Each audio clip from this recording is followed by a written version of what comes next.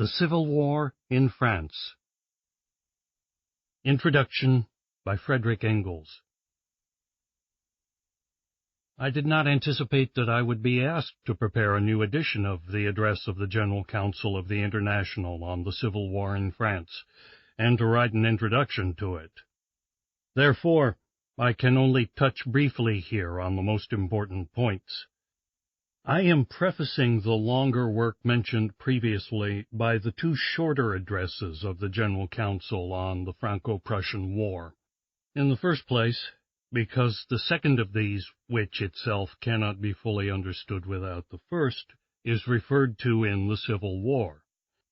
But also because these two addresses, likewise drafted by Marx, are, no less than the Civil War, outstanding examples of the author's remarkable gift, first proved in the 18th Brumaire of Louis Bonaparte, for grasping clearly the character, the import, and the necessary consequences of great historical events, at a time when these events are still in process before our eyes, or have only just taken place. And, finally, because we in Germany are still having to endure the consequences which Marx prophesied would follow from these events. Has that which was declared in the first address not come to pass? That if Germany's defensive war against Louis Bonaparte degenerated into a war of conquest against the French people, all the misfortunes which befell Germany after the so-called wars of liberation would revive again with renewed intensity? Have we not had a further 20 years of Bismarck's government, the exceptional law and the anti-socialist campaign taking the place of the prosecutions of demagogues, with the same arbitrary police measures, and with literally the same staggering interpretations of the law? And has not the prophecy been proved to the letter, that the annexation of Alsace-Lorraine would force France into the arms of Russia, and that after this annexation, Germany must either become the avowed tool of Russia, or must, after some short respite, arm for a new war, and moreover, a war with the combined Slavonic and Roman races? Has not the annexation of the French provinces driven France into the arms of Russia? Has not Bismarck, for fully 20 years, vainly wooed the favor of the Tsar, wooed it with services even more lowly than those which little Prussia, before it became the first power in Europe, was wont to lay at Holy Russia's feet? And is there not every day hanging over our heads the Damocles sword of war, on the first day of which all the chartered covenants of princes will be scattered like chaff, a war of which nothing is certain but the absolute uncertainty of its outcome, a race war which will subject the whole of Europe to devastation by 15 or 20 million armed men, and is only not already raging because even the strongest of the great military states shrinks before the absolute incalculability of its final outcome. All the more is it our duty to make again accessible to the German workers these brilliant proofs, now half forgotten, of the far-sightedness of the international working-class policy in 1870. What is true of these two addresses is also true of the Civil War in France. On May 28th, the last fighters of the Commune succumbed to superior forces on the slopes of Belleville, and only 2 days later, on May 30th, Marx read to the General Council the work in which the historical significance of the Paris Commune is delineated in short, powerful strokes, but with such clearness, and above all such truth, as has never again been attained on all the mass of literature which has been written on this subject. Thanks to the economic and political development of France in 1789, for 50 years the position of Paris has been such that no revolution could break out there without assuming a proletarian character. That is to say, the Proletariat, which had bought victory with its blood, would advance its own demands after victory. These demands were more or less unclear and even confused, corresponding to the state of evolution reached by the workers of Paris at the particular period. But in the last resort, They all amounted to the abolition of the class antagonism between capitalists and workers. It is true that no one knew how this was to be brought about, but the demand itself, however indefinite it still was in its formulation, contained a threat to the existing order of society. The workers who put it forward were still armed. Therefore, the disarming of the workers was the first commandment for the bourgeois at the helm of the state. Hence, after every revolution won by the workers, a new struggle, ending with the defeat of the workers. This happened for the first time in 1848. The liberal bourgeoisie of the parliamentary opposition held banquets for securing reform of the franchise, which was to ensure supremacy for their party. Forced more and more, in their struggle with the government, to appeal to the people, they had to allow the radical and republican strata of the bourgeoisie and petty bourgeoisie gradually to take the lead. But behind these stood the revolutionary workers, and since 1830, these had acquired far more political independence than the bourgeoisie and even the republicans suspected. At the moment of the crisis between the government and the opposition, the workers opened battle on the streets. Louis-Philippe vanished, and with him the franchise reform, and in its place arose the Republic, and indeed one which the victorious workers themselves designated as a social republic. No one, however, was clear as to what this social republic was to imply, not even the workers themselves. But they now had arms in their hands, and were a power in the state. Therefore, as soon as the bourgeois republicans in control felt something like firm ground under their feet, their first aim was to disarm the workers. This took place by driving them into the insurrection of June 1848 by direct breach of faith, by open defiance, and the attempt to banish the unemployed to a distant province. The government had taken care to have an overwhelming superiority of force. After 5 days' heroic struggle, the workers were defeated, and then followed a bloodbath of the defenseless prisoners, the like of which has not been seen since the days of the civil wars which ushered in the downfall of the Roman Republic. It was the first time that the bourgeoisie showed to what insane cruelties of revenge they will be goaded the moment the proletariat dares to take its stand against them as a separate class, with its own interests and demands. And yet 1848 was only child's play compared with their frenzy in 1871. Punishment followed hard at heel.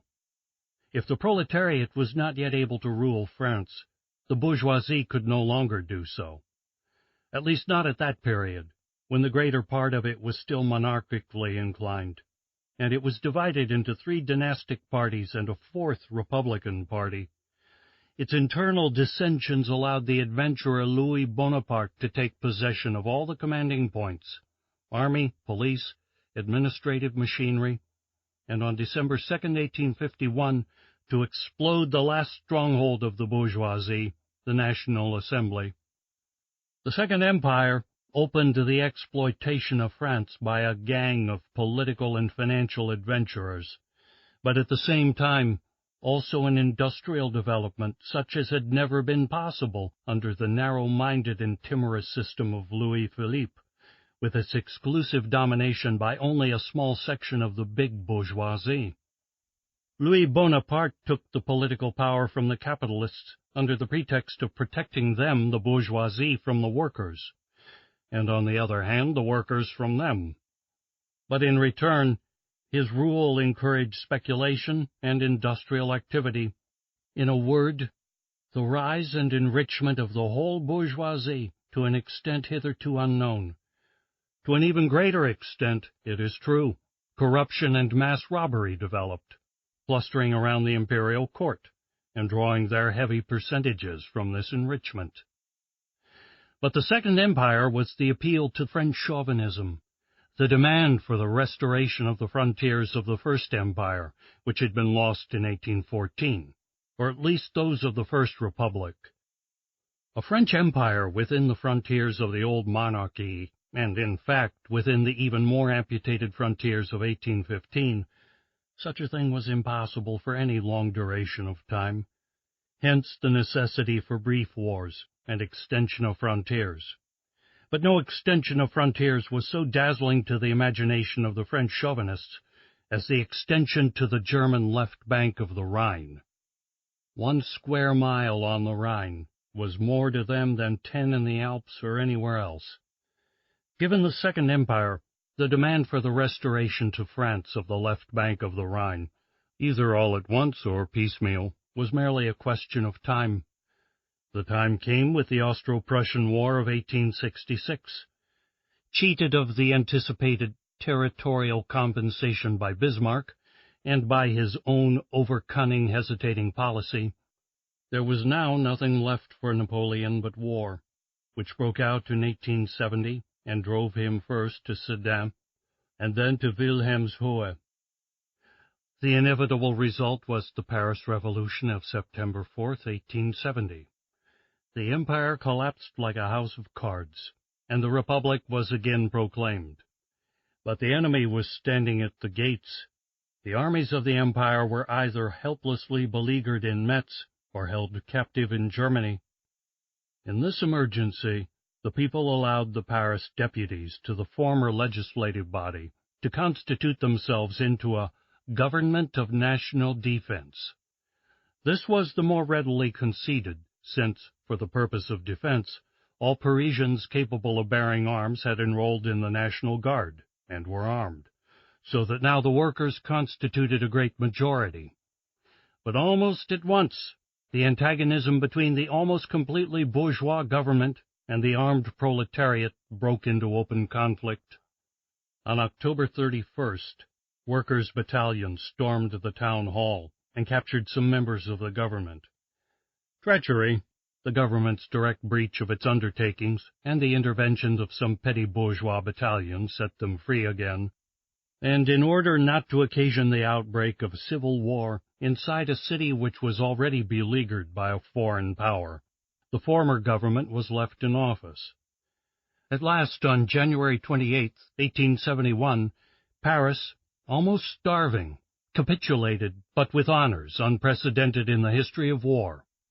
The forts were surrendered, the outer wall disarmed, the weapons of the regiments of the line and of the mobile guard were handed over, and they themselves considered prisoners of war. But the National Guard kept its weapons and guns, and only entered into an armistice with the victors, who themselves did not dare enter Paris in triumph. They only dared to occupy a tiny corner of Paris, which into the bargain consisted partly of public parks, and even this they only occupied for a few days. And during this time, they, who had maintained their encirclement of Paris for 131 days, were themselves encircled by the armed workers of Paris, who kept a sharp watch that no Prussian should overstep the narrow bounds of the corner ceded to the foreign conquerors. Such was the respect which the Paris workers inspired in the army before which all the armies of the empire had laid down their arms. And the Prussian Junkers, who had come to take revenge at the very center of the revolution, were compelled to stand by respectfully and salute just precisely this armed revolution. During the war, the Paris workers had confined themselves to demanding the vigorous prosecution of the fight. But now, when peace had come after the capitulation of Paris, now Thiers, the new head of government, was compelled to realize that the supremacy of the propertied classes, large landowners and capitalists, was in constant danger so long as the workers of Paris had arms in their hands. His first action was to attempt to disarm them. On March 18th, he sent troops of the line with orders to rob the National Guard of the artillery belonging to it, which had been constructed during the siege of Paris, and had been paid for by public subscription. The attempt failed.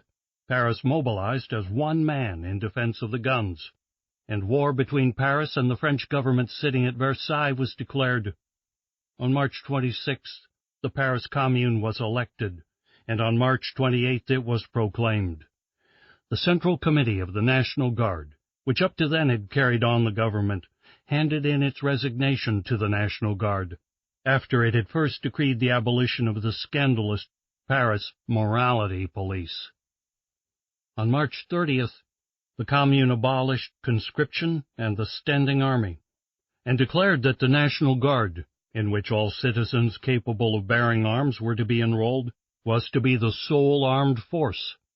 It remitted all payments of rent for dwelling houses from October 1870 until April, the amounts already paid to be reckoned to a future rental period, and stopped all sales of articles pledged in the municipal pawnshops.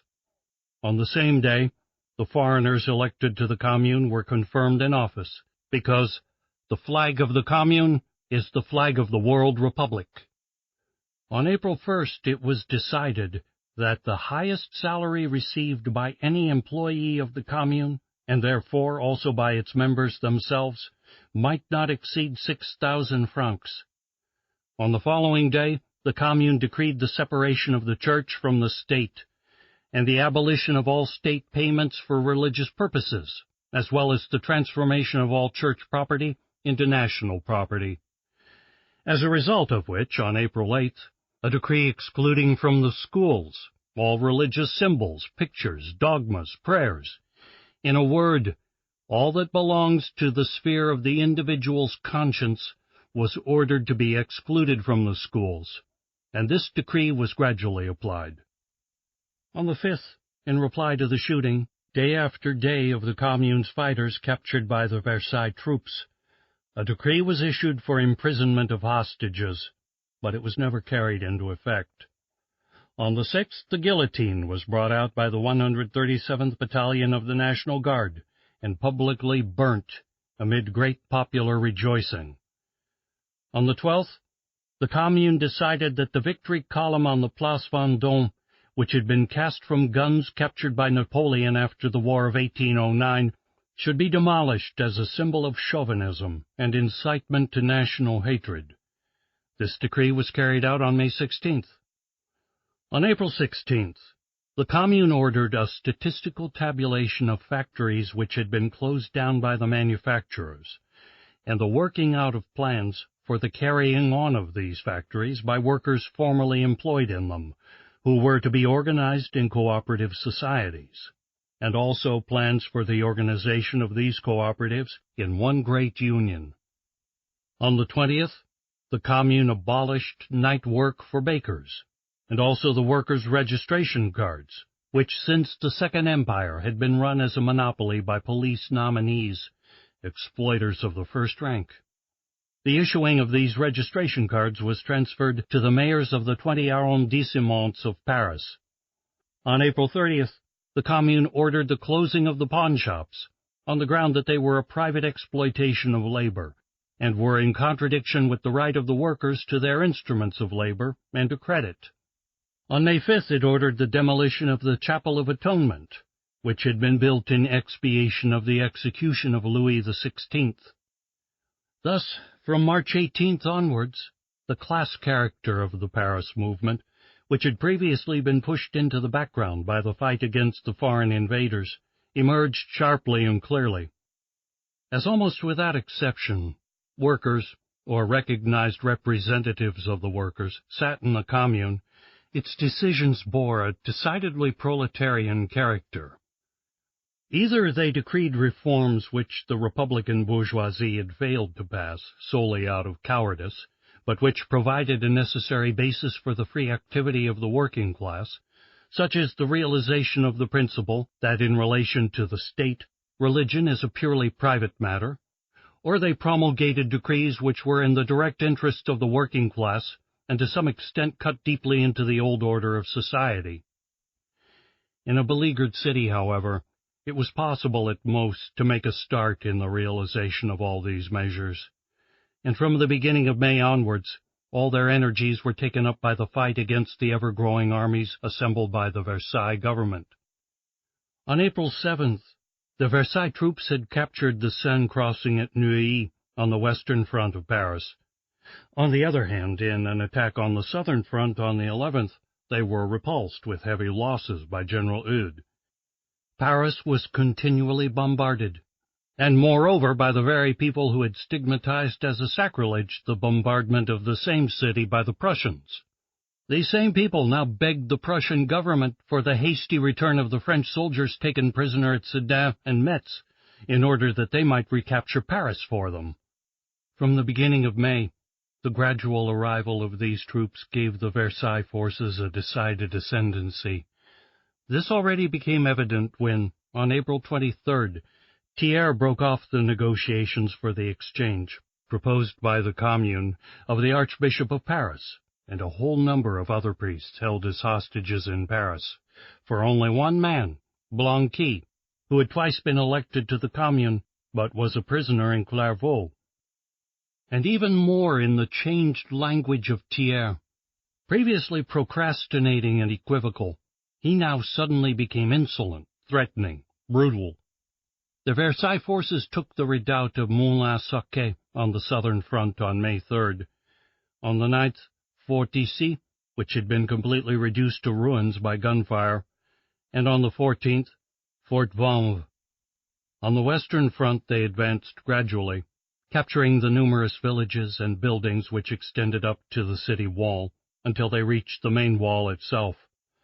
On the 21st, thanks to treachery and the carelessness of the National Guard stationed there, they succeeded in forcing their way into the city.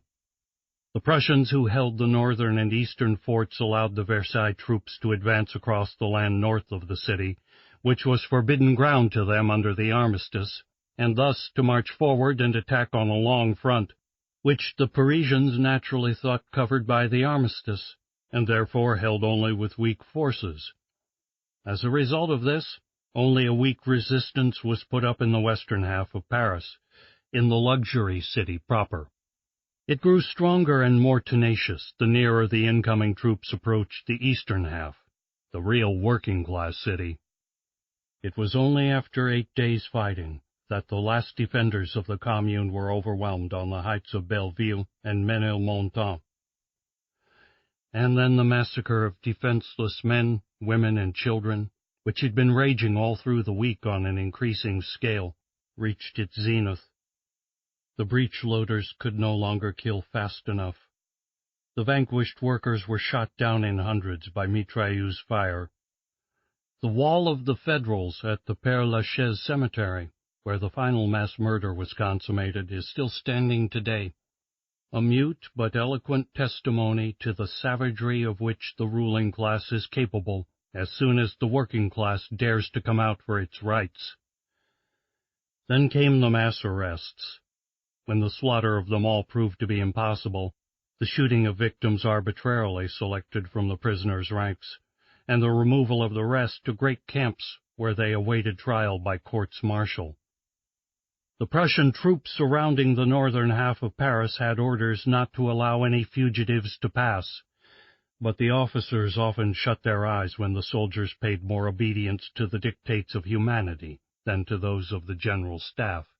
Particularly, honor is due to the Saxon Army Corps, which behaved very humanely and let through many workers who were obviously fighters for the Commune. If today we look back at the activity and historical significance of the Paris Commune of 1871, we shall find it necessary to make a few additions to the account given in the Civil War in France. The members of the Commune were divided into a majority of the Blanquists, who had also been predominant in the Central Committee of the National Guard, and a minority, members of the International Working Men's Association, chiefly consisting of adherents of the Proudhon school of socialism. The great majority of the Blanquists at that time were socialist only by revolutionary and proletarian instinct. Only a few had attained greater clarity on the essential principles, through Vaillant, who was familiar with German scientific socialism. It is therefore comprehensible that in the economic sphere much was left undone, which according to our view today the Commune ought to have done. The hardest thing to understand is certainly the holy awe with which they remained standing respectfully outside the gates of the Bank of France. This was also a serious political mistake. The bank in the hands of the Commune, this would have been worth more than 10,000 hostages. It would have meant the pressure of the whole of the French bourgeoisie on the Versailles government in favor of peace with the Commune. But what is still more wonderful is the correctness of so much that was actually done by the Commune, composed as it was of Blanquists and Proudhonists. Naturally, the Proudhonists were chiefly responsible for the economic decrees of the Commune, both for their praiseworthy and their unpraiseworthy aspects, as the Blanquists were for its political actions and omissions. And in both cases, the irony of history willed, as is usual when doctrinaires come to the helm, that both did the opposite of what the doctrines of their school prescribed. Proudhon, the socialist of the small peasant and master craftsman, regarded association with positive hatred. He said of it that there was more bad than good in it, that it was by nature sterile, even harmful, because it was a fetter on the freedom of the workers, that it was a pure dogma, unproductive and burdensome, in conflict as much with the freedom of the workers as with economy of labor, that its disadvantages multiplied more swiftly than its advantages, that as compared with it, competition, division of labor, and private property were economic forces. Only for the exceptional cases, as Proudhon called them, of large-scale industry and large industrial units, such as railways, was there any place for the association of workers. By 1871, even in Paris, the center of handicrafts, large-scale industry had already so much ceased to be an exceptional case that by far the most important decree of the Commune instituted an organization of large-scale industry and even of manufacture, which was not based only on the association of workers in each factory, but also aimed at combining all these associations in one great union. In short, an organization which, as Marx quite rightly says in the Civil War, must necessarily have led in the end to communism. That is to say, the direct antithesis of the Proudhon doctrine. And therefore, the Commune was also the grave of the Proudhon school of socialism. Today this school has vanished from French working-class circles. Among them now, among the possibilists, no less than among the Marxists, Marxist theory rules unchallenged. Only among the radical bourgeoisie are there still Proudhonists. The Blanquists fared no better. Brought up in the school of conspiracy, and held together by the strict discipline which went with it, they started out from the viewpoint that a relatively small number of resolute, well-organized men would be able at a given favorable moment not only to seize the helm of state, but also by energetic and relentless action to keep power until they succeeded in drawing the mass of the people into the revolution and ranging them round the small band of leaders. This conception involved, above all, the strictest dictatorship and centralization of all power in the hands of the new revolutionary government. And what did the Commune, with its majority of these same Blanquists, actually do? In all its proclamations to the French in the provinces, it proposed to them a free federation of all French communes with Paris, a national organization, which for the first time was really to be created by the nation itself. It was precisely the oppressing power of the former centralized government, army, political police, and bureaucracy, which Napoleon had created in 1798, and since then had been taken over by every new government as a welcome instrument and used against its opponents. It was precisely this power which was to fall everywhere, just as it had already fallen in Paris. From the outset, the Commune was compelled to recognize that the working class, once come to power, could not manage with the old state machine, that in order not to lose again its only just conquered supremacy, this working class must, on the one hand, do away with all the old repressive machinery previously used against it itself, and on the other, safeguard itself against its own deputies and officials by declaring them all, without exception, subject to recall at any moment. What had been the characteristic attribute of the former state? Society had created its own organs to look after its common interests, originally through simple division of labor, but these organs, at whose head was the state power, had in the course of time, in pursuance of their own special interests, transformed themselves from the servants of society into the masters of society, as can be seen, for example, not only in the hereditary monarchy, but equally also in the democratic republic. Nowhere do politicians form a more separate, powerful section of the nation than in North America. There, each of the two great parties, which alternately succeed each other in power, is itself in turn controlled by people who make a business of politics, who speculate on seats in the legislative assemblies of the Union, as well as of the separate states, or who make a living by carrying on agitation for their party, and on its victory are rewarded with positions. It is well known that the Americans have been striving for 30 years to shake off this yoke, which has become intolerable, and that in spite of all they can do, they continue to sink ever deeper in this swamp of corruption. It is precisely in America that we see best how there takes place this process of the state power making itself independent in relation to society, whose mere instrument it was originally intended to be. Here there exists no dynasty, no nobility, no standing army, beyond the few men keeping watch on the Indians, no bureaucracy with permanent posts or the right to pensions, and nevertheless we find here two great gangs of political speculators, who alternately take possession of the state power and exploit it by the most corrupt means and for the most corrupt ends, and the nation is powerless against these two great cartels of politicians, who are ostensibly its servants, but in reality exploit and plunder it.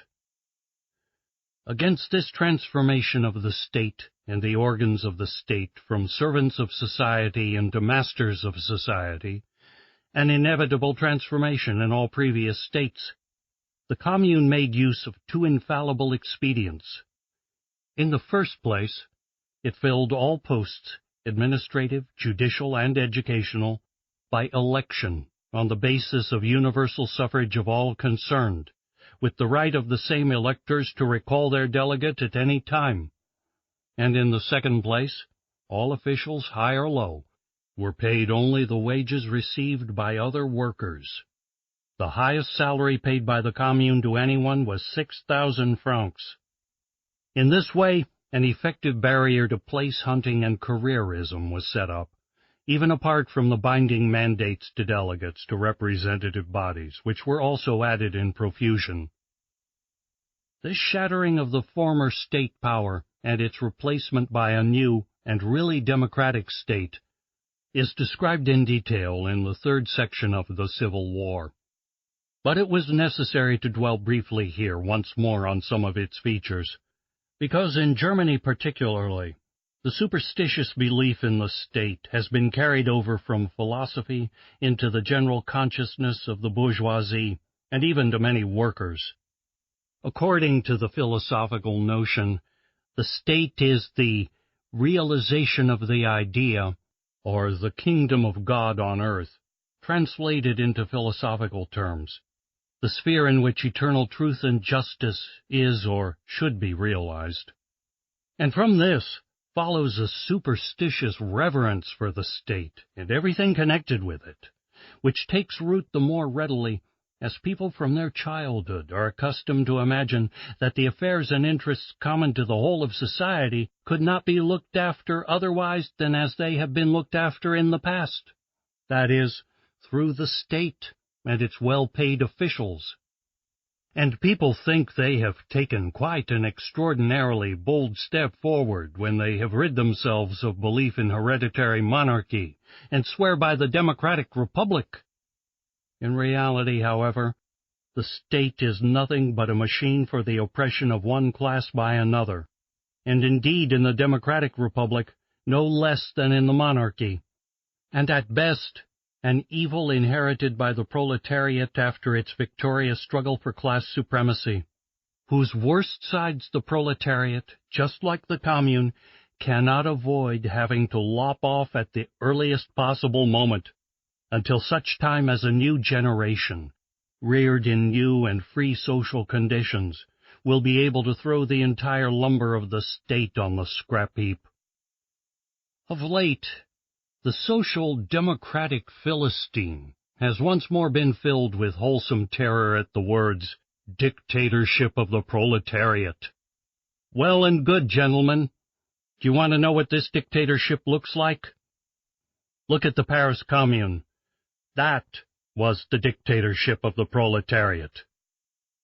Frederick Engels. London, on the 20th anniversary of the Paris Commune, March 18th, 1891.